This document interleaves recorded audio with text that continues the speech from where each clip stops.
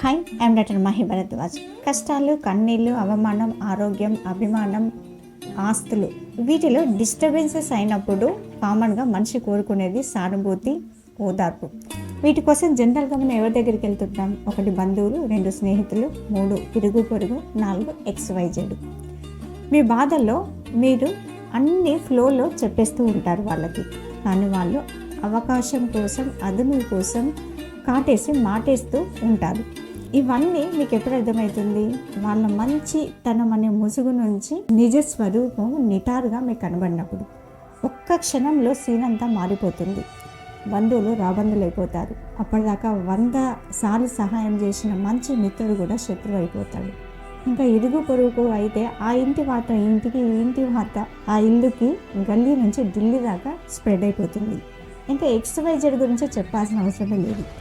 ఇదంతా డ్యామేజ్ అయిపోద్ది. ఆల్రెడీ అనుభవించిన అనుభవాల నుంచి ఇది మీకే జరిగిందని భావించి కొత్తగా నీకు అనుభవం రావాల్సిన అవసరం లేదు. దానికి నీకు నువ్వే ధైర్యం, నీకు నువ్వే సానుభూతి, ఓదార్పు, ఆనందం, సంతోషం, కష్టం, కన్నీళ్ళు, దుఃఖం అన్నీ నీకు నువ్వే. ఈ కలియుగంలో గెలవాలంటే ఇదొక్కటే ఫార్ములా.